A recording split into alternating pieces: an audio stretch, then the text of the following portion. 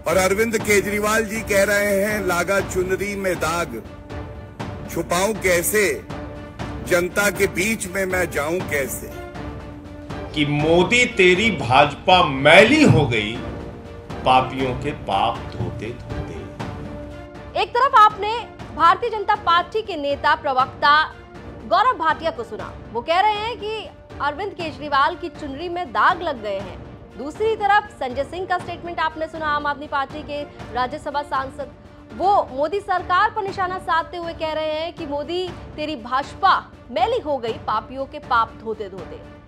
आरोप पलटवार का ये जो दौर है ये कोई नया नहीं है, ये काफी समय से चलता आ रहा है, लेकिन इस वक्त इस तरीके के एलिगेशंस क्यों लगाए जा रहे हैं ये आपको इसी वीडियो में बताएंगे। आप देख रहे हैं दिल्ली तक, मैं हूं आपके साथ अनुराधा तंवर। दरअसल बात शुरू करते हैं भारतीय जनता पार्टी के प्रवक्ता गौरव भाटिया के दिए बयान से। तो भारतीय जनता पार्टी के प्रवक्ता गौरव भाटिया ने जो आरोप लगाया है वो आरोप केजरीवाल सरकार पर इसलिए वो लगा रहे हैं क्योंकि अभी हाल में ही सुप्रीम कोर्ट ने फटकार लगाई है केजरीवाल सरकार को, क्योंकि सरकार ने जो रैपिड रेल ट्रांसपोर्ट सिस्टम के लिए फंड्स अलोकेट करने थे वो फंड्स अलोकेट नहीं किए और ये कहा कि उनके पास फंड्स ही नहीं है इस प्रोजेक्ट में लगाने के लिए। और इसी मुद्दे पर गौरव भाटिया ने केजरीवाल सरकार को जमकर घेरा और उन पर यह आरोप लगाया कि उनके पास फंड्स जो हैं वो अपना घर, अपना बंगला बनाने के लिए हैं, उनके पास जो पैसे हैं वो एडवर्टीजमेंट में देने के लिए हैं, लेकिन जो जनता की सहूलियत से जुड़ा प्रोजेक्ट है उसमें उनके पास देने के लिए पैसा नहीं है। 1138 करोड़ रुपए देने थे केजरीवाल सरकार को Delhi Meerut rapid rail transport system project के लिए, लेकिन वो सरकार ने नहीं दिया। जबकि वो कह रहे हैं, गौरव भाटिया कह रहे हैं कि दिल्ली सरकार ने पिछले 3 साल में 1106 करोड़ रुपए खर्च कर दिए अपने एडवर्टीजमेंट पर। सुनिए। मैं ऑर्डर से ही पढ़ रहा हूं। दिल्ली मेरठ का ये कॉरिडोर करीब 82 किलोमीटर का है और दिल्ली से मेरठ 60 मिनट में आम जनता दूरी तय कर लेगी। इसकी कुल लागत 31,632 करोड़ रुपए, जिसमें अब तक केंद्र सरकार अपना पूरा योगदान दे चुकी है और ये 2019 में लिखा हुआ है कि उत्तर प्रदेश को 5,828 करोड़ रुपए देने थे।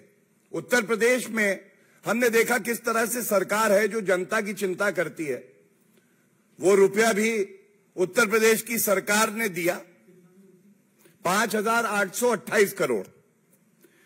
दिल्ली के हिस्से में 1138 करोड़ था, केवल 1138 करोड़।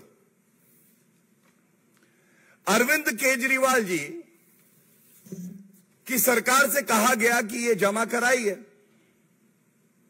अरविंद केजरीवाल जी अपने शराब के व्यापारी मित्रों की चिंता करते हैं, अपना शीश महल बनाते हैं और एक तुलनात्मक बात रखना अति आवश्यक है। 3 वर्ष में अरविंद केजरीवाल कट्टर बेईमान घोटालेबाज वसूली सरकार ने अपना महिमा मंडन करने के लिए 1106 करोड़ रुपए के इश्तिहार दे डाले। Advertisements of 1,106 crores in the last 3 years have been released by the most dishonest, the most corrupt leader in India, Mr. Arvind Kejriwal, in the last 3 years. Now, question has to be asked that on one side, your contribution for the RRTS project was 1,138 crores. And you have repeatedly told the Honorable Supreme Court that we do not have the money. मेरे पास तो रुपया है नहीं। और 1106 करोड़ रुपए उसी समय आप अपना महिमा मंडन करने के लिए इश्तिहार में इस्तेमाल करते हैं और ये सर्वोच्च न्यायालय का जो आदेश मैं पढ़ रहा हूं, सर्वोच्च न्यायालय ने कहा, और मैं कोट कर रहा हूं, quote, for the current year budgetary provision has not been made by the government of NCT of Delhi. उसके बाद उन्होंने कहा, the corridor has recently been finalised.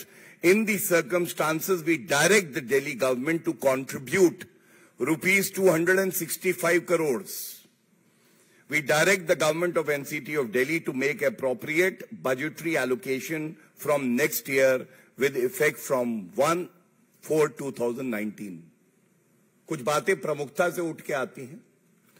जनता के लिए सहूलियत हो, यह मंजूर नहीं है कट्टर बेईमान अरविंद केजरीवाल को।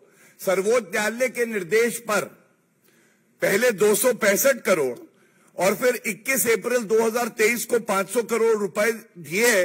दोनों बार सर्वोच्च न्यायालय का निर्देश था, स्वयं सामने नहीं आए। और सबसे बड़ी बात है, सर्वोच्च न्यायालय ने कहा बजटरी एलोकेशन कर दीजिएगा। क्यों नहीं किया अरविंद केजरीवाल जी? तो गौरव भाटिया ने खुलकर दिल्ली की केजरीवाल सरकार पर निशाना साधा और कहा कि प्रचार करने के लिए पैसा है, लेकिन जनता के काम करने के लिए, जनता से जुड़े जो प्रोजेक्ट्स हैं उनमें पैसा देने के लिए केजरीवाल सरकार के पास पैसा नहीं है।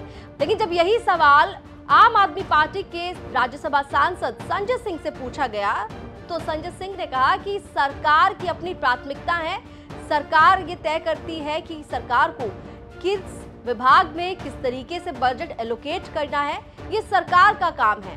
क्या कुछ कहा है संजय सिंह ने, वो भी सुन लीजिए। गौरव भाटिया, भारतीय जनता पार्टी, उनके नेता, उनको अपने गिरेबान में झांककर पहले देखना चाहिए। डेवलपमेंट के काम हमारी सरकार की प्राथमिकता में है।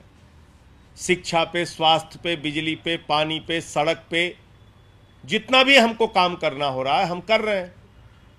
तो हम अपनी प्राथमिकताओं के हिसाब से कहां हमारा बजट लगना है, नहीं लगना है, वो हम तय करेंगे और इसके बारे में सरकार जवाब देगी न्यायालय को। तो rapid rail transport system project को लेकर लगातार कंट्रोवर्सी बढ़ती जा रही है और खासकर अगर हम बात करें भारतीय जनता पार्टी की, तो बीजेपी इस मुद्दे पर केजरीवाल सरकार पर हमलावर नजर आ रही है। पहले हमने देखा कि मनोज तिवारी ने ट्वीट करते हुए सरकार पर, केजरीवाल पर निशाना साधा। उसके बाद हमने देखा कि दिल्ली बीजेपी के अध्यक्ष वीरेंद्र सचदेवा की एक प्रेस कॉन्फ्रेंस सामने आई, जिस पर उन्होंने सीधे तौर पर अरविंद केजरीवाल पर भ्रष्टाचार से जुड़े कई आरोप लगाए उनकी सरकार पर। और अब गौरव भाटिया, जो कि भारतीय जनता पार्टी के राष्ट्रीय प्रवक्ता हैं, और उन्होंने भी ये पूछा कि आखिर क्यों रैपिड रेल ट्रांसपोर्ट सिस्टम में पैसे देने के लिए सरकार के हाथ खाली हैं, आखिर पैसा कहां जा रहा है। और यह भी आरोप लगाया गया कि प्रचार के लिए पैसा है, लेकिन जनता के सरोकार से जुड़े प्रोजेक्ट्स पर पैसा खर्च करने के लिए पैसा नहीं है। लगातार सियासत गर्म है और अब जिस तरीके से दिल्ली में जो सियासी भूचाल आ रहा है, लगातार अध्यादेश का मसला ले लीजिए